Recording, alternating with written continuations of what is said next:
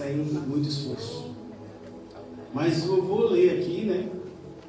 Vamos ler o Salmo 23. Ele diz assim: o Senhor é o meu pastor e nada me faltará. Deitar-me faz em verdes pastos. Guia-me mansamente a águas tranquilas. Refrigera a minha alma. Guia-me pelas veredas da justiça. Por causa de quê? Por amor do seu nome. Ainda que eu ande no vale da sombra da morte, não temerei mal algum. Porque tu estás comigo. Aí vem a bênção. A tua vara e o teu cajado me consolam. Vamos ler juntos? A tua vara e o teu cajado me consolam. O que consola você? A vara e o cajado de Deus.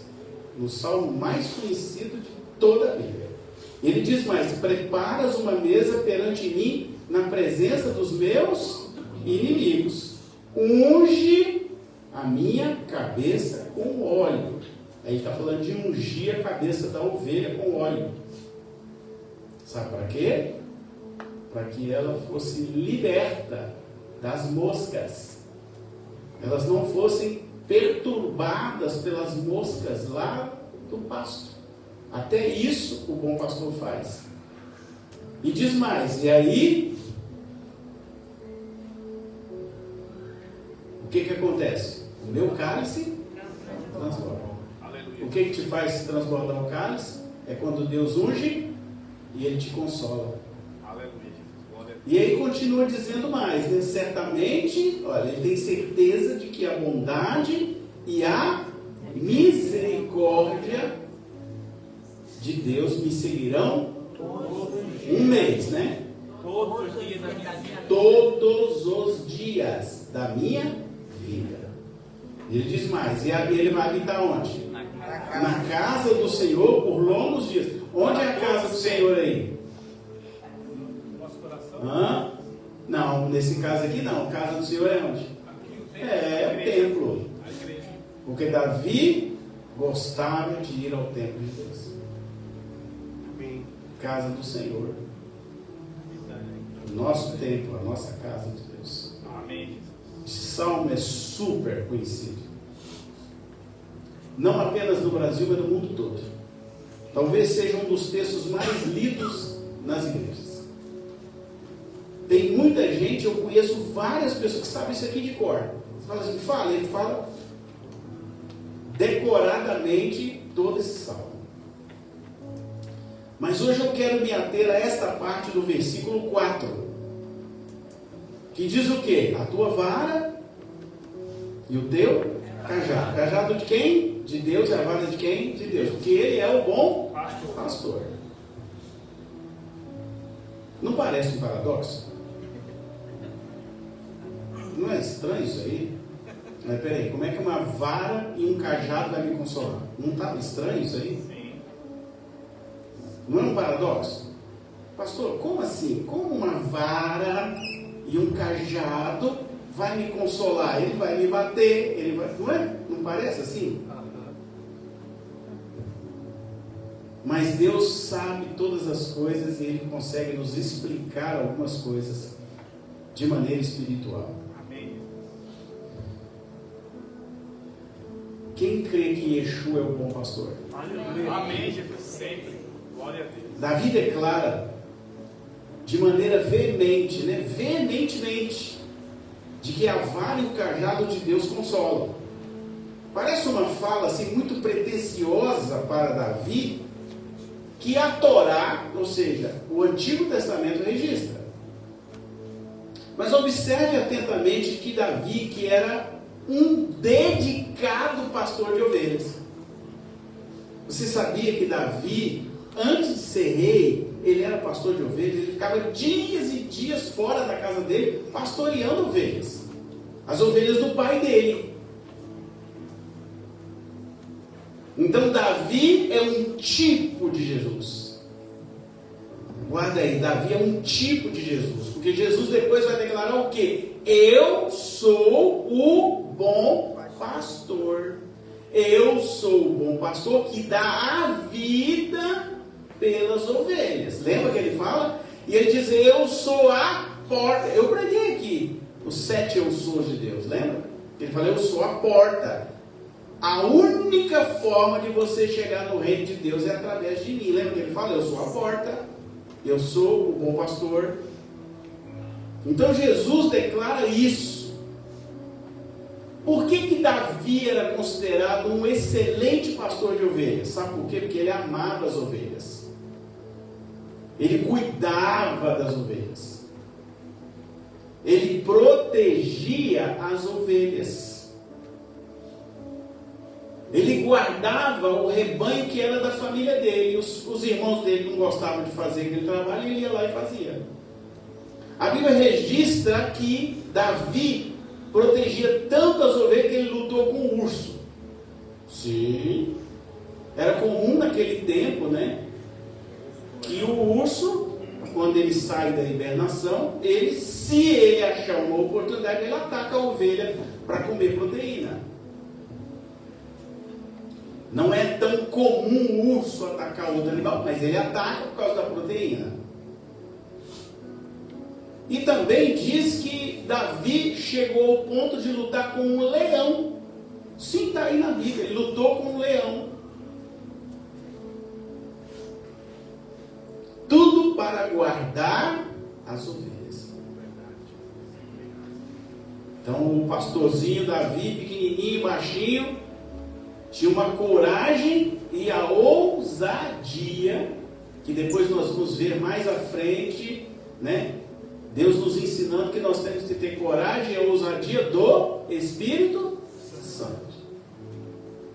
Veja bem, é muito importante a gente lembrar que a história de Davi registra que ele, né, usando uma alegoria, diz que, nesse texto, né, que ele cuidava das ovelhas como Deus cuidava dele. Então, ou seja, da maneira como Deus faz para você, você pode retribuir para as pessoas. Amém? Então, aquilo que Deus te dá, você pode retribuir. É isso que Davi ensina aqui, né? Eu sou o bom pastor e eu sou conhecido delas, né? Lembra do Salmo 23? Eu sou o bom pastor, porque o Senhor cuida de mim. Eu só sou bom no que eu faço porque tem um Deus acima de mim. Então ele declara o que? Eu sou pastor, mas eu tenho alguém que é melhor do que eu, que ele sim é o bom pastor. O Senhor é o meu pastor. Guarda aí, ninguém pode dar o que não tem.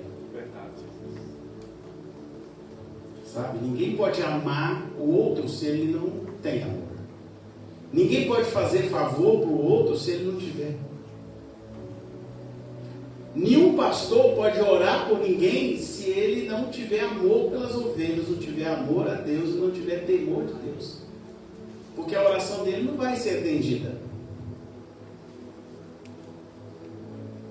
Acho que foi na semana passada que falaram aqui do céu de bronze e chão de ferro. Tem muita gente que semeia a semente no chão, mas ela não nasce, porque a Bíblia diz que quando você não está totalmente fiel com Deus, o seu chão fica chão de ferro. Já viu? Quando você luta, o negócio não vai. Chão de ferro. E você já viu quando você ora e parece que Deus não te ouve? Céu de bronze. Tem na Bíblia? Tem. Deus avisou isso. Pastor, eu estou orando e não acontece nada. Céu de bronze. Por isso que Deus diz o quê? Pare, olhe onde você está falhando comigo e se acerte comigo. Às vezes a gente falha com Deus. Falha de várias formas. Então, meus amados, aqui no Salmo 23, Davi está apresentando Deus como pastor da sua própria vida. Por isso que ele faz questão de dizer, ele é o bom pastor. Ele me pastoreia e nada tem me faltado. Esse Deus tem me levado para águas tranquilas, pastos verdejantes. Por que ele faz questão de dizer pastos verdejantes? Porque tem vitamina.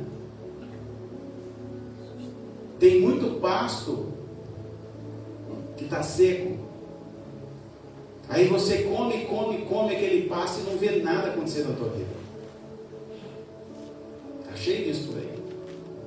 E tem muitas águas que não são tranquilas e não são limpas. E o bom pastor, ele diz que ele leva para águas limpas e tranquilas. Lembra daquele outro salmo que diz, assim como a corça anseia por águas. As águas de Deus são águas tranquilas. São águas cristalinas. Vocês lembram aqui, quando o irmão veio aqui na frente, Nildo, e disse assim, eu falei com a moça que eu não podia ficar mais lá, porque eu não estava servindo a Deus. Lembra que ele falou aqui? Lembra do testemunho dele? Quantas pessoas têm coragem de fazer como ele? Poucas. É só quem é fiel mesmo. Ele foi e desafiou a Deus. Eu não quero mais faltar ao culto, não foi? E eu vou sair. Aí o que a mulher respondeu para ele? Quem sou eu para fazer algo se foi Deus que falou com você? Amém. Glória a Deus. Pegou? Então quantas vezes a gente não faz alguma coisa porque a gente tem medo e não confia no pastor? Davi aqui no Salmo 23 diz, não, ele é o meu pastor e nada vai me faltar. E eu tenho certeza que naquele depoimento do Nilton, se você observou bem o que ele falou, ele não teve medo de que faltasse para ele as coisas. Poderia faltar? Ele ia ficar sem emprego. Não é isso? Ele foi lá e falou, não vou mais, eu não posso ficar num lugar onde eu não consigo ir no culto. Não foi isso que você falou para a moça?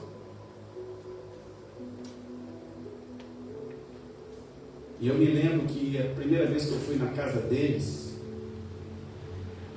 fui comer um peixe, pegar um peixe, eu acho. E aí eu lembro assim, você vai se surpreender com o que Deus vai fazer com vocês aqui nessa terra. Lembra? Você já está surpreso? Deus já está te presenteando? Deus está cuidando? Deus está levantando pessoas para te ajudar? Para cuidar de vocês? Glória a Deus. Os que confiam no Senhor São como como os montes. Já que eu estou falando de Salmo, né? São como os montes de Sião. Não se abalam, não. Porque aquele depoimento dele é um depoimento de um corajoso. E tem muita gente que não tem coragem de fazer o que ele fez. Eu perco o meu emprego, mas eu não perco o meu dia de adorar a Deus. Aí Deus surpreendeu ele, né? Ele falou assim, não, mas eu vou te dar um lugar diferente. Eu vou arrumar um lugar para você. E acho que foi ontem que eu vi ele e a esposa dele passando aqui. Acho que eles estavam na igreja. Eu estava lá de cima. Eu dei uma Deus assim para isso que eu vi. Porque eu vi que eles estavam saindo daqui. E há algum tempo atrás ele não poderia estar aqui. Mas agora ele pode. Por que ele pode? Na faxina e adorando, né, pastor? Por que ele pode? Porque ele confiou no Senhor. Porque Deus fez na vida do Nildo isso que está aqui no Salmo. Eu sou o bom pastor e nada vos faltará. Amém? Amém. Tem muita gente que não tem essa fé, que não é capaz de exercitar essa fé. Elas têm medo, elas duvidam do poder de Deus. Elas não sabem o tamanho de Deus. Então de vez em quando acontece alguma coisa comigo, e aí, pastor, só eu não vou fazer nada, não, quem vai fazer Deus, porque eu conheço o tamanho do meu Deus. meu Deus é capaz de colocar porta onde não tem porta. Aleluia. Ele é capaz de colocar uma fechadura onde não tem fechadura. Ele pode abrir, ele pode fechar. Ele pode te dar algo que você nem faz ideia.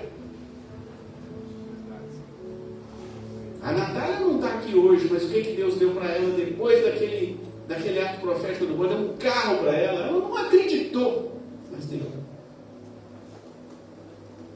Tudo é uma questão de você crer nele e se colocar diante dele e fazer uma oração de fé como o Nildo fez. Deus, eu não aceito essa situação porque eu quero te adorar, eu quero estar na tua casa. Eu não posso ficar faltando a culto. Foi isso que ele falou com a moça lá. Então eu não posso ficar nesse trabalho, porque eu não posso faltar à igreja como eu estou faltando. Eu preciso de Deus na minha vida. Eu preciso do bom pastor, eu preciso adorar o bom pastor, eu preciso conversar com o bom pastor, eu preciso ouvir o bom pastor, eu preciso ouvir uma oração do bom pastor. Não é do pastor Adilson, é do bom pastor. E aí ele fez o que? Ele fez uma prova com Deus. Então tá, Deus, eu vou orar, e se o Senhor for o Deus da minha vida, o Senhor vai mudar a minha história. E Deus foi lá e mudou a história dele. Aleluia. Ele está trabalhando na mesma empresa, mas agora ele não tem, ele tem um domingo folgado a ele. Quantas vezes você não viu ele aqui na igreja?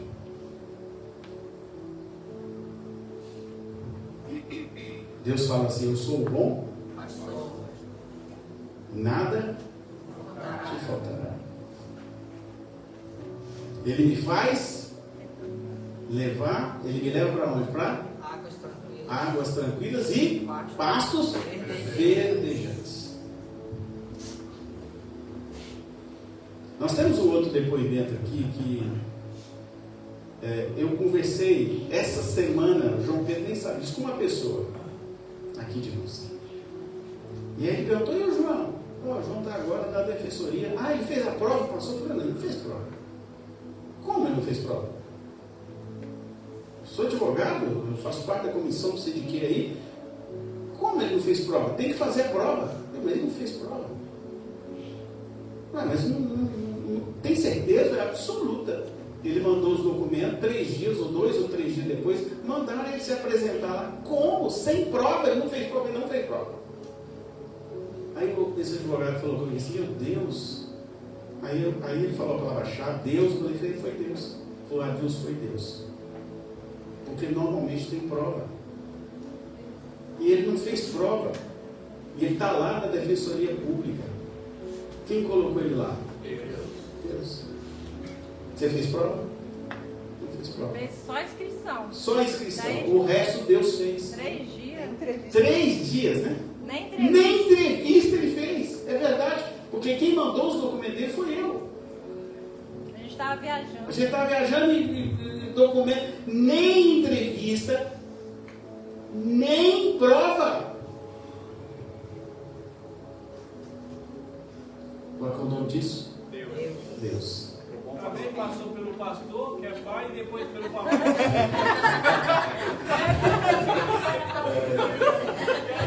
Quero ver quem passou fazer Essa foi boa. Vai que é provado. Então vocês entendem o que é confiar em Deus? Os que confiam no Senhor. Então ele confiou em Deus. Deus foi lá e falou: eu não quero que ele faça prova, eu não quero que nada de entrevista não, eu vou dar ele direto. Já mandou mandar os documentos, eu fiz tudo. Ele me deu o e-mail dele e eu fui fazendo os documentos e foi tudo rápido. Ele estava lá no outro emprego, na delegacia, e ele fez inscrição com 3 dias, né? Não, ainda teve um detalhe. Ah. Nós viajamos e deixamos ele para pregar, né? É verdade. E ele não falou, ele em nenhum momento ele, não mãe, não, ô pai. É verdade. Ele, tá mãe, pode me colocar para pregar, Foi. pai. Foi verdade. Ele pregou, na segunda-feira ele já estava Foi sendo verdade. chamado. Ele estava na segunda que teve esse detalhe, ó. Eu viajei, fui visitar minha mãe, que está fazendo 97 anos, quem está lá no meu perfil viu a foto dela, o bolo. E eu viajei e falei: João, quem vai pregar é você, Deus mandou você pregar. Ele nem Nem discutiu. Tá bom, eu prego. E ele veio e pregou. Dizem que foi uma benção. Dizem que foi. Eu não estava aqui, não vi, porque eles não gravaram. E aí, na segunda-feira, já movimentou tudo, né, João? Tudo. 3 dias. Eu lembro que ele saiu. Eu levei um documento dele na delegacia, não sei de que lá, mandei para lá. Ele já estava trabalhando 3 dias depois. Dia 13 ele já estava trabalhando. Já pensou um negócio desse? Você sai aqui, não sei se foi na segunda, você saiu que dia? Numa segunda? Ou numa sexta? Você saiu da delegacia? Eu saí na sexta da semana que eu tinha pregado, e aí na segunda eu já estava vindo ano novo. Escutou bem? Ele saiu na sexta, na outra semana ele já estava empregado onde ele queria.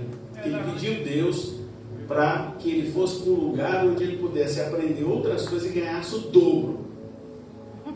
Está ganhando o dobro. Mais que o dobro. Mais que tudo. Mais que o dobro. E mais importante, gente, estou falando isso para os jovens aí. Não é porque eu falei, não é porque ele é meu filho, mas eu fui na delegacia conferir. Pedi para falar com o delegado. O delegado encheu ele de elogio. Eu fui, não é papel de pai? Pai não tem que fazer? Eu fui lá. Vai ter que participar. Eu tenho que participar da vida dele. Eu fui lá na delegacia conversar com o delegado. Né? Fugiu o nome dele. Afonso, doutor Afonso. Me atendeu, Alonso. Me atendeu com toda a fidalguia. E aí ele me chamou e falou assim: ó, preserva o teu filho, porque ele é um homem diferenciado. De princípios. Ele é um homem de princípios. Aliás, não falou homem, ele é um jovem de princípios. Ele tem princípios. E isso foi talvez a melhor coisa que eu vi na vida dele. Ele Servo foi de tão Deus. tentado lá. Tentado de tudo quanto é jeito, vocês podem imaginar. Lá até. E ele resistiu. Foi tentado mesmo. Foi tentado sim. A pessoa, ela... Sim. Como é que é? Foi tentado. As mulheres ficavam lá em cima do meu filho. Sim. É verdade. Ele foi tentado sim. As mulheres bem em cima do meu filho. Foi tentado. Ai, meu Deus! Sim, foi tentado sim. Mas é isso que a pastora está falando como mãe, é verdade, ele foi tentado. Eu fui lá e vi. Porque na hora que eu saí da sala, as meninas estavam todas na outra sala me esperando. Você que é o pai do João Pedro? Sou eu mesmo. Nossa, é o senhor que é o pai do João? Sim.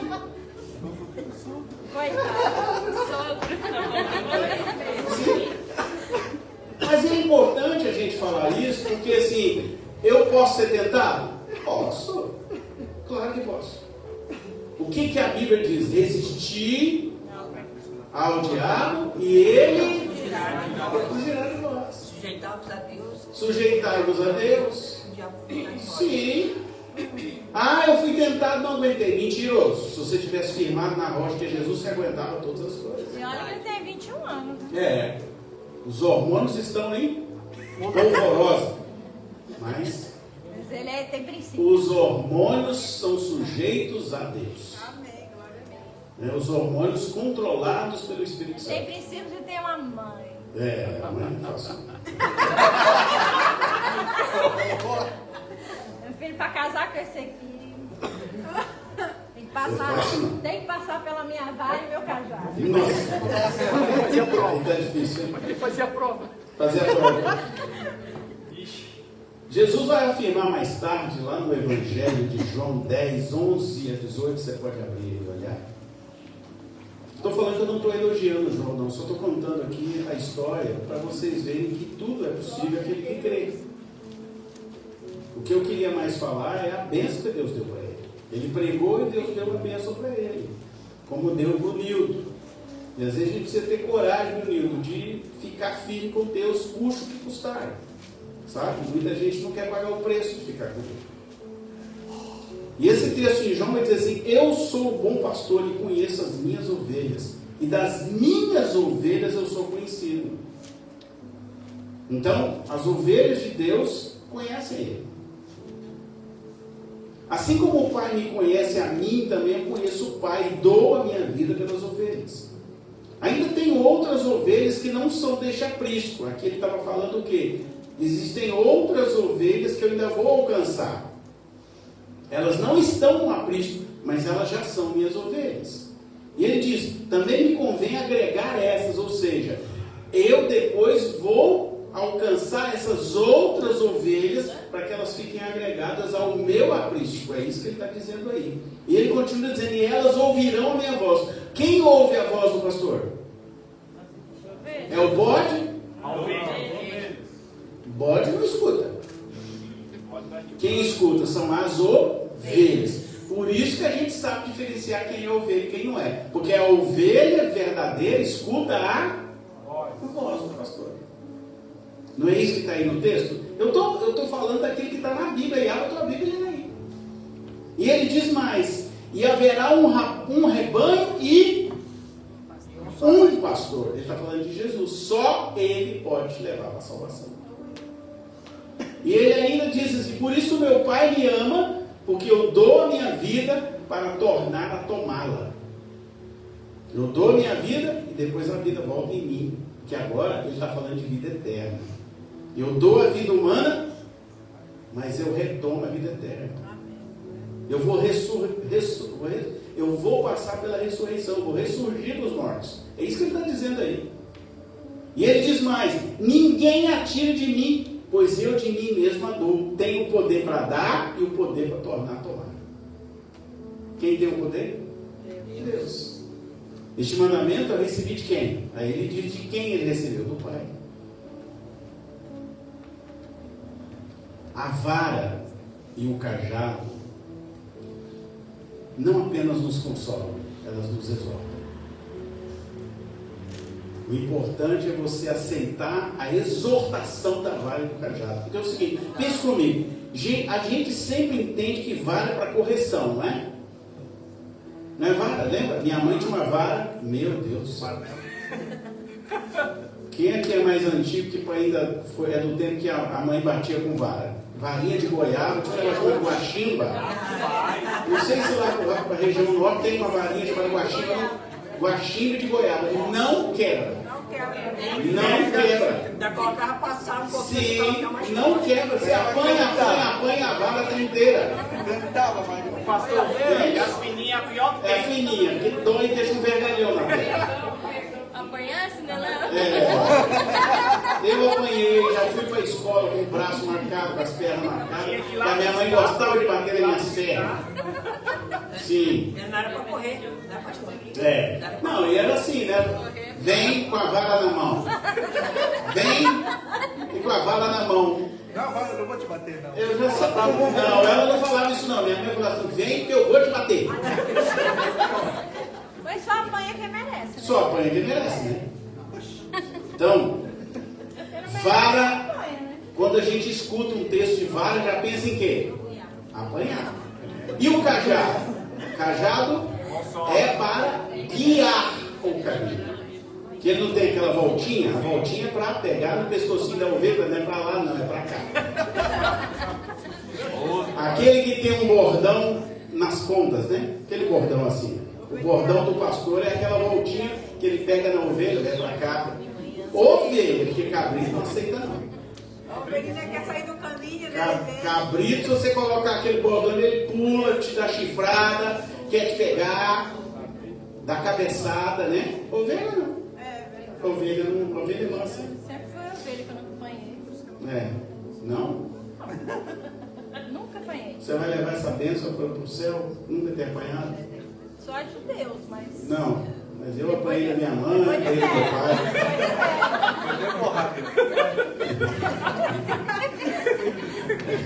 Irmãos e irmãs, por que Davi usa esses instrumentos e diz que esses instrumentos são para nos consolar? Não está meio estranho esse negócio aí? Está estranho, não está? A vara, o cajado. Porque eu vou repetir, vara é para... E o cajado é para alinhar, puxar para o caminho certo. No hebraico,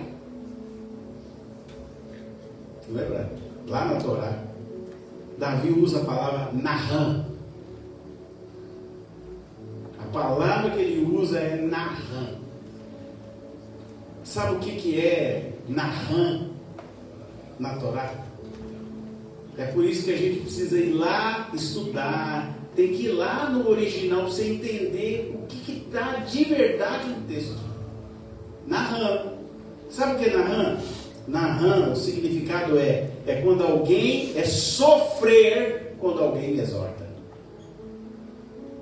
Pegou? É sofrer, é ficar chateado, é ficar aborrecido quando alguém me exorta. É ter um sofrimento quando você recebe uma palavra de exortação de Deus para a tua vida. É realmente não ter remorso, mas é ter arrependimento. É isso que significa a palavra Naham. Está pegando aí? Como é que tem que, né, a gente fica falando, o Senhor meu pastor, nada me faltará, minha vara e consola. Não é isso. É mais profundo do que isso. Vai mais fundo. Então, é quando Deus aponta o seu erro. É quando Deus está falando, você está errado. Isso é a vara. Porque a vara é Naham. Naham é isso que significa no hebraico. É ter coragem, é Davi dizer assim, o meu Deus, porque ele está falando que o pastor de verdade é Deus, ele aponta o meu erro. Eu sofro quando ele fala comigo. Eu sofro muito quando Deus aponta que eu estou errado. Eu estou pecando, eu estou falhando com ele, então ele está praticando comigo Naham. Amém? Amém. Vocês aceitam o Naham de Deus? Glória a Deus, aleluia, Jesus. É isso que Davi está dizendo aqui. Então, assim, quando a própria palavra fala diretamente comigo, diz o Davi nesse texto, e eu vejo quanto eu estou errando ou caminhando fora do propósito de Deus, aí é a vara, é a Naham de Deus, e você aceitando, Senhor, eu estou fora mesmo, Senhor, eu estou fazendo muita coisa errada, umas coisas cabeludas, eu tenho que parar com esse negócio.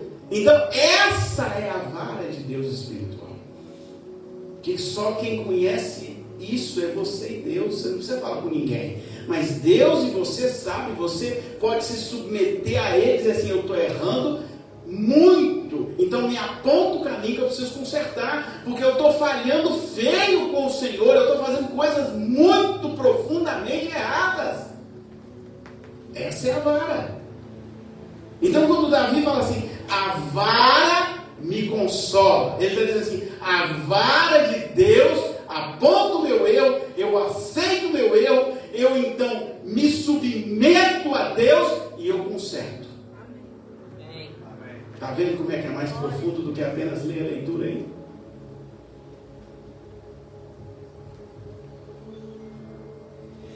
E aí uma coisa mais importante que está nesse verbo Naham aí, que está no texto aí de vocês, é que Davi, a essência do significado de Naham é, eu escuto Deus, Deus aponta o meu erro, eu percebo que eu estou errado, e eu tenho então agora consciência disso, e eu assumo a minha culpa para não pecar de novo.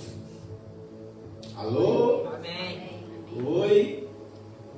Oi? Alô? Essa é a vara. Mas se você ler o texto aí, como é que é o texto? E a vara e o cajado me consolam. Será que é só isso que está dizendo aí? Não, Deus está dizendo muito mais do que isso. É por isso que a gente tem que pedir a Deus para nos dar o que está por trás das letras. O que mais tem nesse texto aqui, Senhor? Me dá aquela profundidade.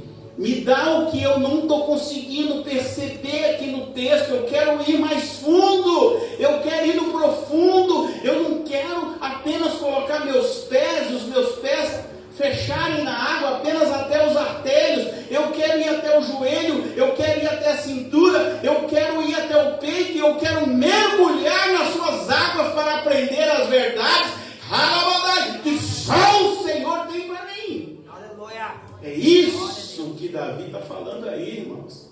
Glória a Deus. Então agora quando você escutar aí a vara e o cajado me consola, você vai mais fundo na Escritura, vai mais fundo na Bíblia, para você aprender o que verdadeiramente Deus está falando.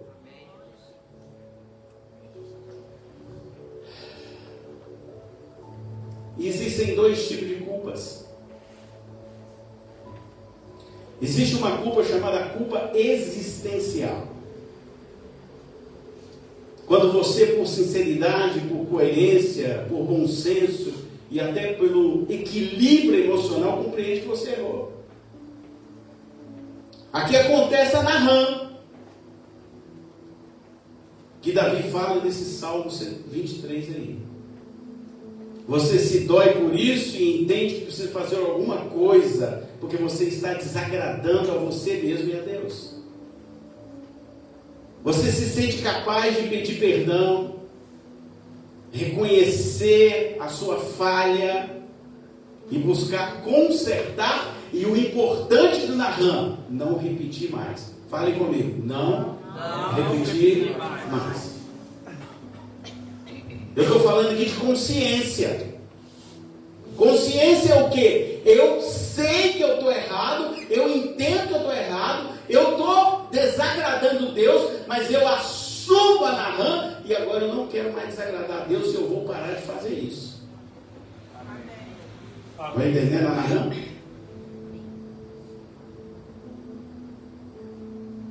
A Naham é profundidade.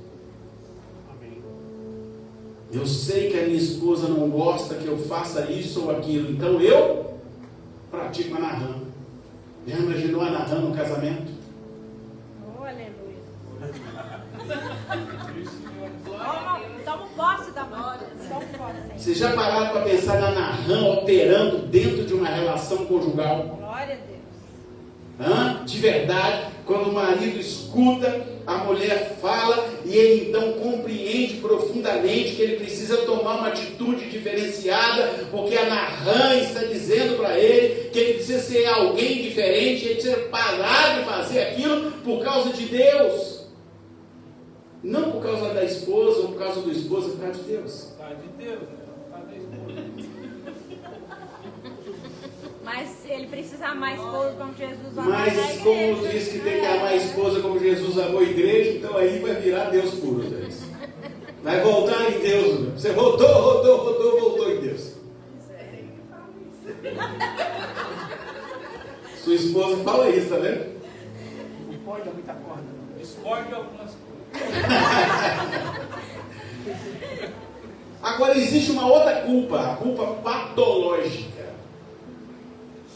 Essa é quando entendemos que somos culpados de tudo, que não temos nada, tudo que acontece é a nossa culpa. Conhece gente assim? Sim. Se sente culpado de tudo sou eu que faço, eu que erro, eu não valho nada, eu sou um Zé Ninguém, eu sou uma Maria Ninguém. Já? É quando transferimos para os outros a culpa que é nossa. Hã? Carol, Alô? o que nós falamos ontem? É quando o culpado é meu pai ou minha mãe, o culpado é o meu patrão, o culpado é o sistema, o culpado é o governo, e tem gente que culpa até Deus. Se revolta com o Senhor porque algo não saiu como era esperado por ele ou por ela. Não deu certo, culpa de Deus. Deus não escuta mais, Deus não escuta a minha oração, Deus abandonou eu, né? Ainda fica blasfemando ainda. Conhece alguém assim? Vários. Alô? Vários. Alô? Conhece alguém assim? O trabalho do consórcio. O negócio não deu certo, deve ser Deus que me abandonou. Culpado é Deus, porque eu entreguei o dízimo, entreguei a oferta, eu fui na igreja, eu orei, eu cantei, eu dei uns pulos lá, e mesmo assim o negócio não deu certo. Eu ajudei até a reformar a igreja e não deu certo.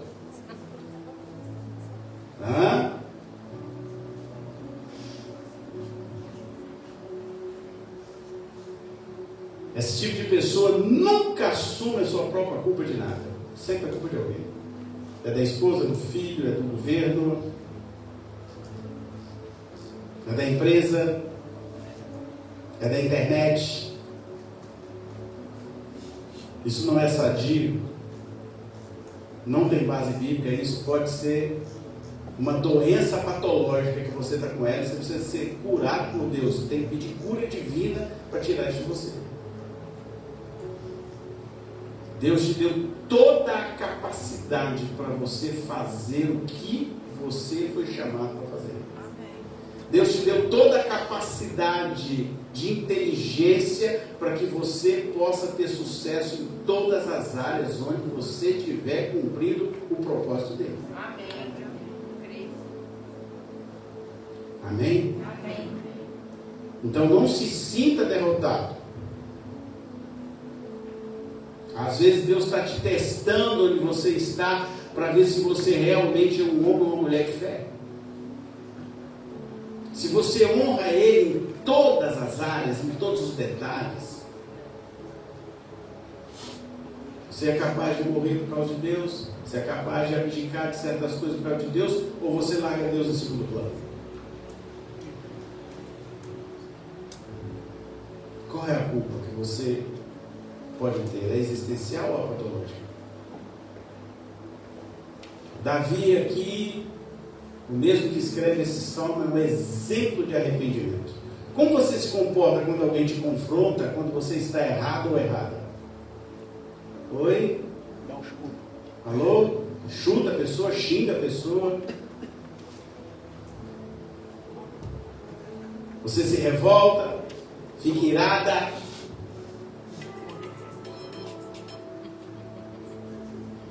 Não aceita. Seu ego não permite. Ou você diz: ninguém tem o direito de me criticar porque ninguém paga minhas contas. Ninguém paga o meu boleto, nem o meu cartão de crédito. Eu que coloco comida aqui nessa casa. Eu que te dou roupa para você vestir. Não sei não. Eu que trabalho como escravo para comprar carro, para colocar tudo aqui nessa casa. Alô? Você é desse tipo? Oi? Tem ninguém aqui hoje. Está todo mundo quieto? Silêncio? A vara está pegando. 2 Timóteo. Eu tenho certeza que essa pregação aqui é de Deus para a igreja. Tenho certeza. Porque até eu falei: gente, é isso mesmo, né? Pois é. 2 Timóteo 3, de 1 a 5. Deus fala com o profeta também. Deus fala com o profeta também, né? Mas o primeiro que é impactado pela pregação sou eu. Ele diz assim: sabe, porém, isso, que nos últimos dias sobrevirão tempos trabalhosos. Porque haverá homens e mulheres amantes de si mesmos, avarentos, presunçosos, soberbos, blasfemos, desobedientes a pais e mães, ingratos, profanos, sem afeto natural, irreconciliáveis, caluniadores, incontinentes, cruéis, sem amor para com os bons, traidores, obstinados, orgulhosos, mais amigos dos deleites do mundo do que amigos de Deus. 2 Timóteo 3, de 1 a 5. Tem assim? Tem gente assim aí? Está cheio. Está cheio? Pois é. Davi é um exemplo para nós, porque ele fala profundamente amargurado. Ele diz assim: pequei contra ti, Senhor. O profeta Natã foi quem o confrontou por ordem de Deus. Davi, então, mostra que realmente tinha um coração segundo o coração de Deus, porque qual é a resposta que ele dá diante do confronto?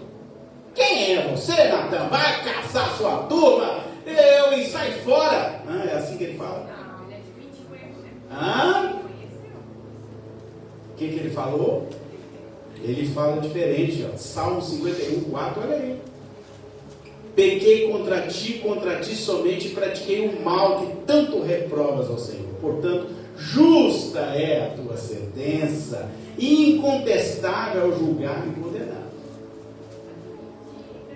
Alô? Pegou aí? Mas quantas pessoas que você conhece que alguém fala, meu irmão, você não deve... Vai caçar sua turma, pastor. Você não paga minhas contas. Sai para lá. Vai caçar suas ovelhas para lá. Sair da igreja, porque eu não quero ficar numa igreja que o pastor fica se metendo na minha vida particular. Não é?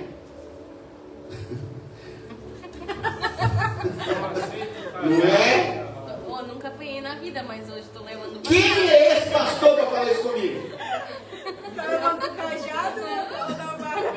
Tá achando o que esse pastor? Que ele é melhor do que o outro? Não, vou lá para outra igreja. Lá é tudo liberal. Lá não tem esse pastor chato que tem aqui. Não é? Lá eu posso tudo e mais um pouco. Lá o Espírito Santo não mostra nada. Lá o Espírito Santo não mostra nada, nem tijolinho na mão. E nem as vergonhas de Israel. Pois é. Nem os pecados do povo. Nem os pecados do povo. Aqui Deus mostra, mas Ele me dá aqui para eu pregar. E aí, meu amigo, é a pregação que está falando contigo. Eu não estou falando nada. É a palavra. É a palavra. Aqui nessa igreja é a palavra que fala. Aí, né? Se você escutar, a Bíblia diz o que é? Se você escutar atentamente a voz do Senhor teu Deus, não é assim? Então, eu estou só pregando. E você aceita quando a palavra de Deus te corrige? Amém. Glória a Deus. Oi, alô? Amém. Aceita? Amém. É um pouco difícil. É. Ovelha aceita. Pois é. Pois é. Alô, Gisele? Ovelha? Não é bom, né? Mas É, pois é. Olha na rã, hein? dá uma raivinha. Olha na rã, hein? Se a sua resposta é sim, eu tenho uma ótima notícia para a sua vida. Quem falou sim aí? Sim. Poucas pessoas, né? Mas eu tenho uma ótima notícia para te dar. Você é a ovelha de Deus. Glória a Deus. Aleluia. Glória a Deus. E Ele é o bom pastor da sua vida. Amém. Glória a Deus. Pegou? Amém. A vara de Deus em hebraico é Shevet. E ela existe espiritualmente para te corrigir. Amém. Lembra quando fala vara e o cajado? A palavra mirená, que significa cajado, que Deus usa para te colocar no caminho correto. Então a vara vem, e aí depois que Ele coloca a vara sobre a tua vida, Ele coloca a mirená. Primeiro Ele vem com a vara, depois Ele te aponta o caminho correto. Aleluia. Glória a Deus. O que aconteceu comigo quando um dia eu falei com Deus, Deus, eu te aceito como meu Senhor, meu Salvador? Primeiro veio a vara, depois veio a mirená, que é o cajado. Aí ele começou a colocar, não, é para lá que eu quero que você vai, não, é para cá, para lá. Aí ele começou a me guiar para pastos verdejantes e águas tranquilas, porque eu tinha tudo para não dar certo. Sou de família muito pobre, morava no... Quando a Suzana me conheceu, onde eu morava, eu não sei como ela casou comigo. Não sei, Propósito de Deus. Propósito de Deus, porque não tinha condição. No lugar dela tinha casado. Só por isso. Mas aí Deus foi tão bom que me tirou daquela situação tão humilde e também me levou lá em cima. Por quê? Ele fez o quê? Colocou a vara, depois ele colocou o cajado. Aí eu falei, opa, para onde é para ir, Senhor? Para lá, eu ia para lá. Agora para cá. Então eu aceitei a mirená de Deus, eu aceitei o cajado. Você aceita o cajado? Glória a Deus. Eu Aleluia. aceito. Porque o de Deus eu aceito tudo. Verdade. Então, por isso Jesus, o bom pastor, diz assim: eu sou o caminho, A verdade. eu sou a verdade e eu sou a vida. Amém. Ninguém vai ao Pai senão por mim. Você entendeu? Glória a Deus. Você entendeu o que é Naham? Entendeu a Mirená? Sim. Aqui está o resultado da Naham e da Mirená. Eu sou o caminho, a verdade. Amém. Aleluia. Jesus é o único caminho. Ele é o único que é a verdade. E Ele te leva para onde? A vida Para a eterna. vida eterna. Glória a Deus. Quem está interessado em vida eterna aí? Amém.